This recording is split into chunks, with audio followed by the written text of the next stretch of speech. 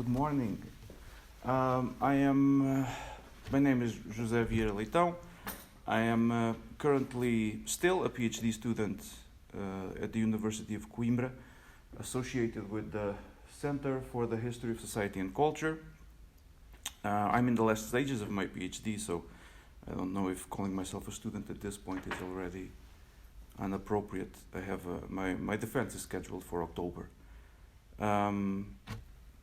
I study magical practice and literature in early modern Portugal mainly, focusing on the records of the Portuguese Inquisition. And this is a small part of my research that kind of fitted the theme of the conference. So that's what I'll be talking about, nature, spirits, and the riches of the earth. So, beginning. Putting it very simply, this talk will be about the concept and idea of buried treasure and treasure hunting. Now, buried treasure is a near universal concept of human culture. You have that in all geographies and time frames, and it can be simply understood as any group or population will, at some point in time, come to the consideration that the space they occupy, their environment, was at some point in the past occupied by either a different group of people or even non-human entities. And that these individuals would have probably buried either their riches, their secrets, their wisdom, or their ruins somewhere inside the earth. And that it's quite legitimate and possible, even with just a shovel and a pickaxe, to find these same riches. So I'm not particularly an academic pioneer of the topic of treasure hunting. Treasure hunting is a widely discussed topic of research in terms of history and magic culture. There's ample literature, both books and papers, that talk about it at length and with very high quality.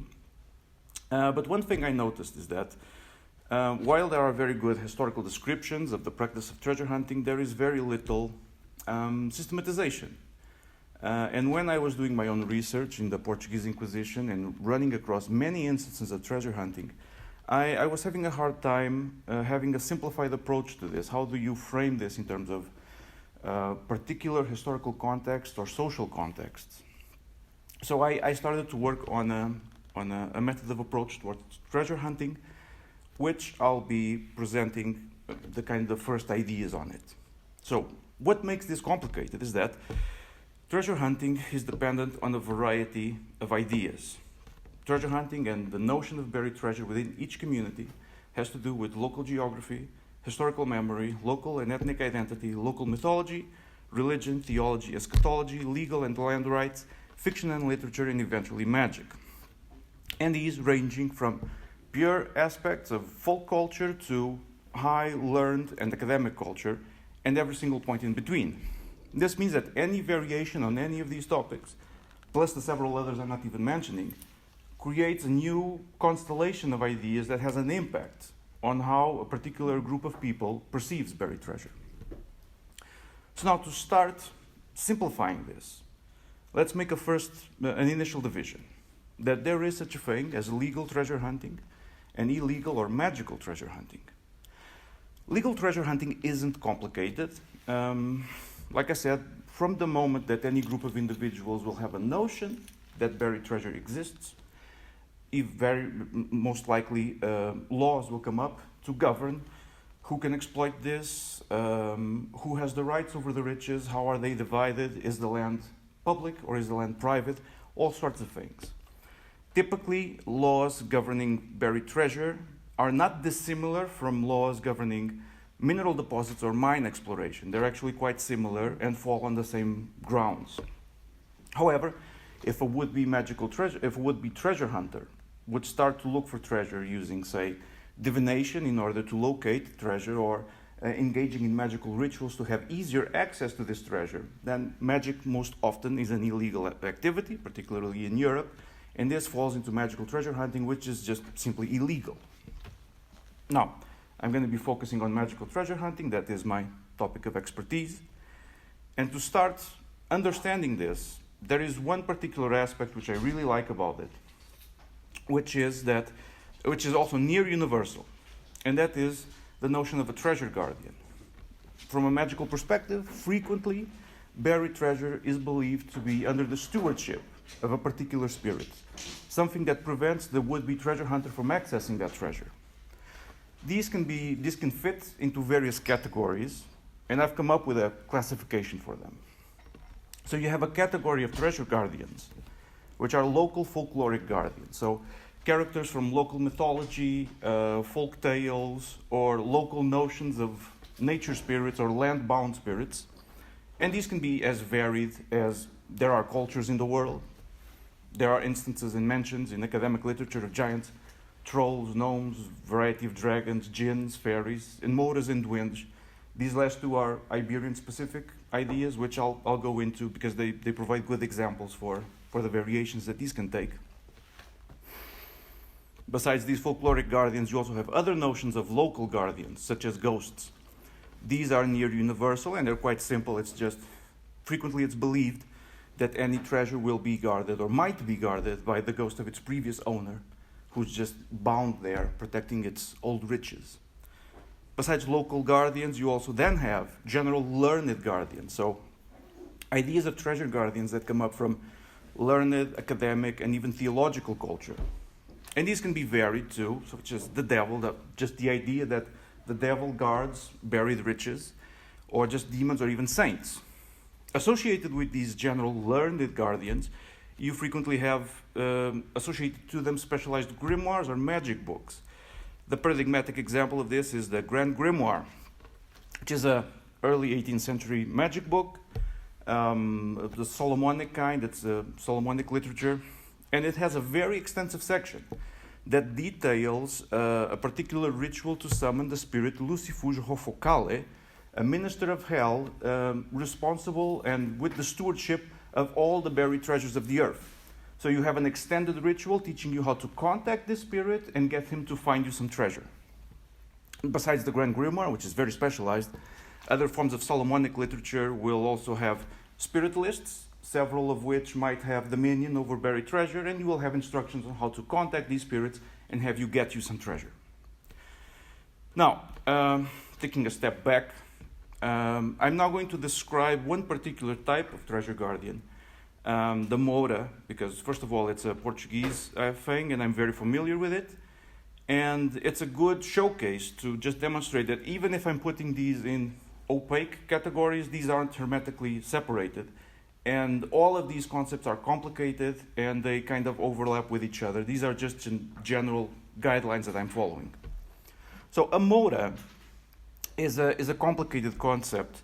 First of all, a Moura is just a female form of the word Moor, a North African individual. This is not a unified category, it's more of an umbrella term under which various concepts can fit. There are various conceptions of what a Moura is.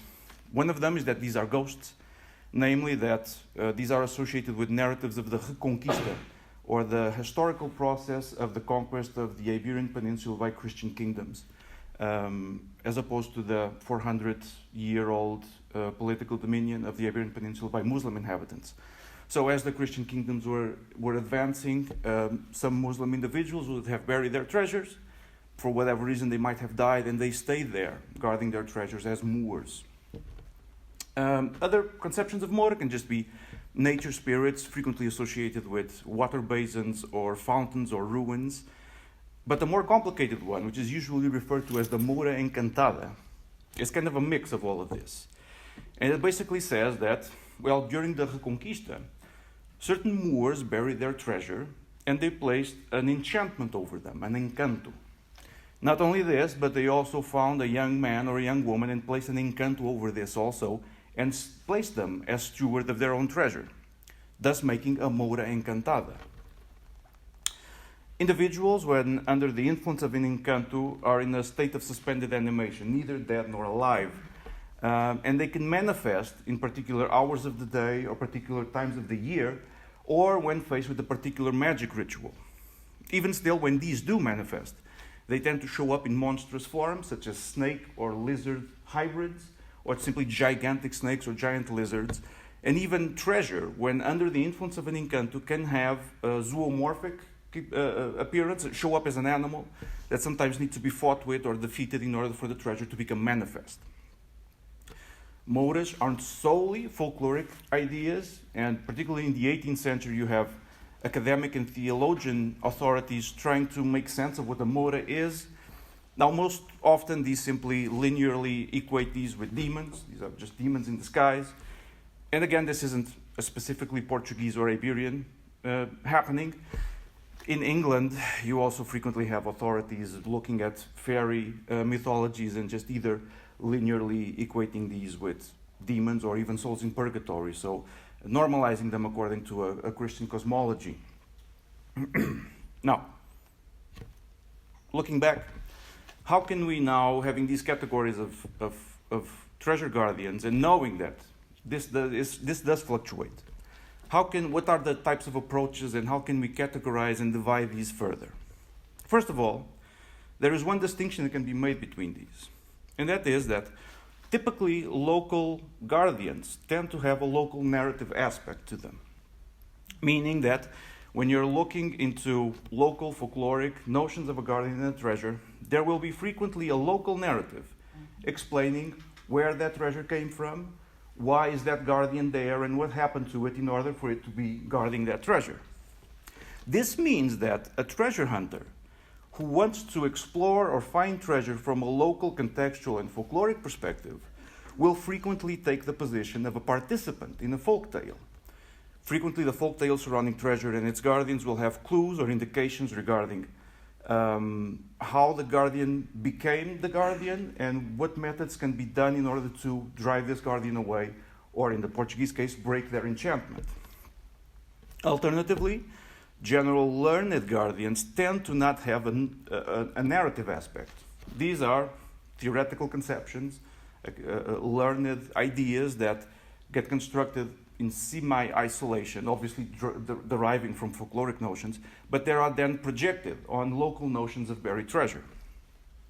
Another way to look at guardians is through the relationship between a would-be treasure hunter and the guardian. And these can have two different approaches.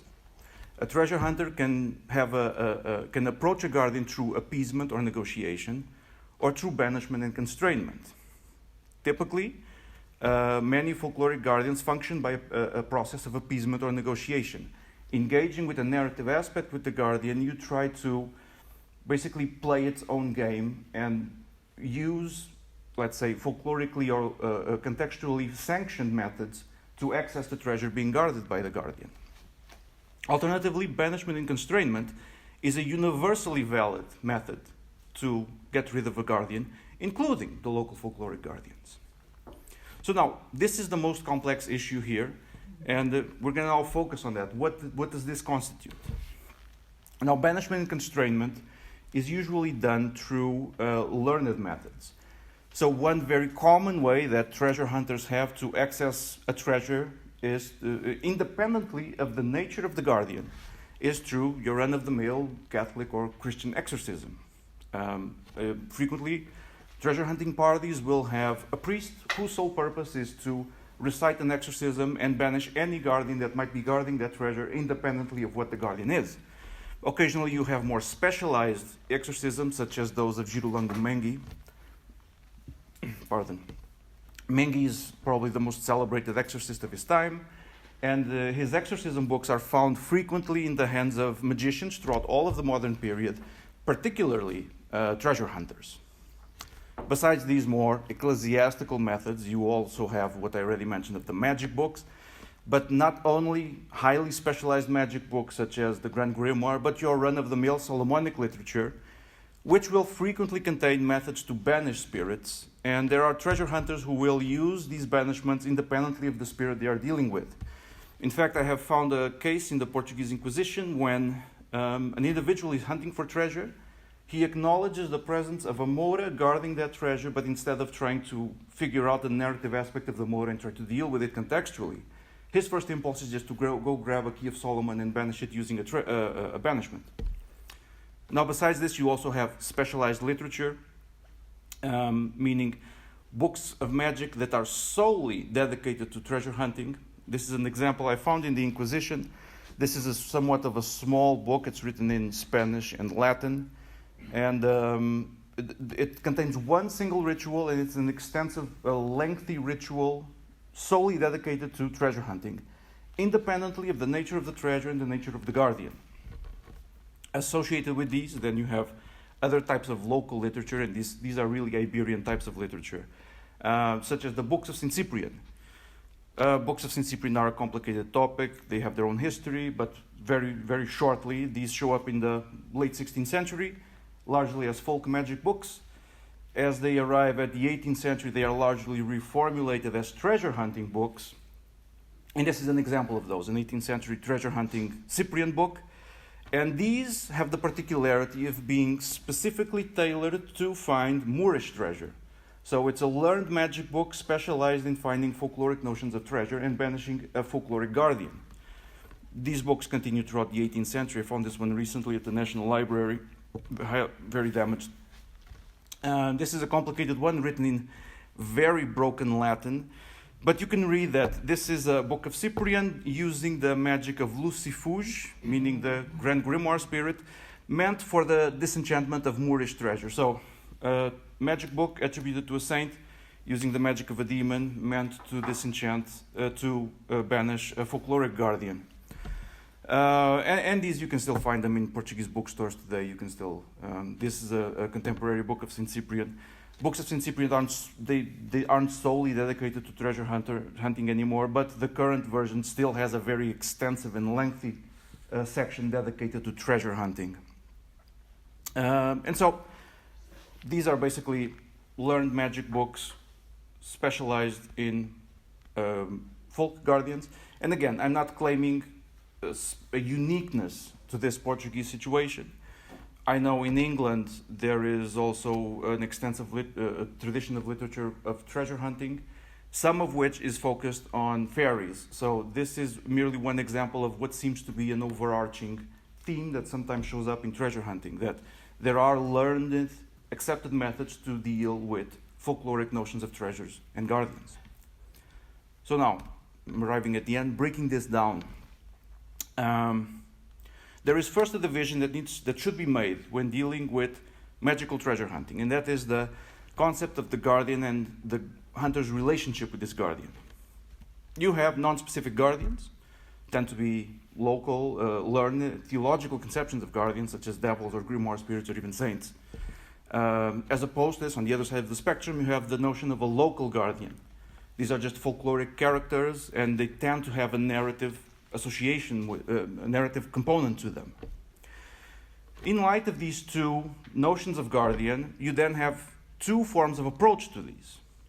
And these are quite simple. So let's imagine that you are a treasure hunter and you are looking for treasure, and you believe that this treasure is guarded by a learned guardian. Say that you think that the devil guards treasure.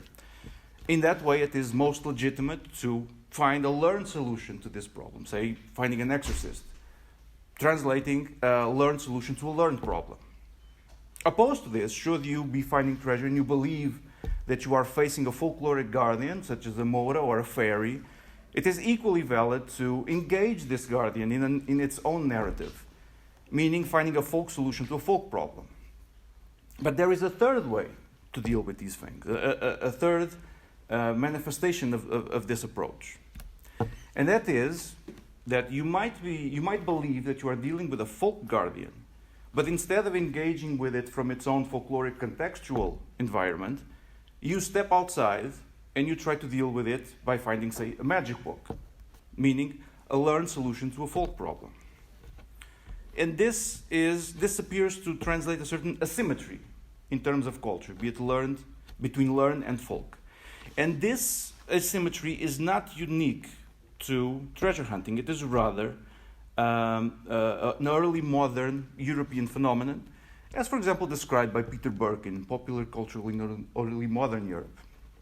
So in very simple terms, what Burke says is that if you consider European early modern culture, in a simplistic way, admittedly, oscillating between the purely folkish culture and the learned culture, learned individuals will have access to their own culture, but also have access to folk culture. On the other hand, folk individuals will naturally have access to their culture, but not learned culture. There's an asymmetry that learned individuals are able to transverse this cultural barrier, while folk individuals are not. So this is what appears to, this idea, while being, is a general European phenomenon, and it reveals that treasure hunting, while being a magical culture in itself, is not isolated from your general social dynamics of European early modern culture. Well, besides from this, there aren't many more conclusions I can give, apart that treasure hunting is complicated. And thank you. Yeah.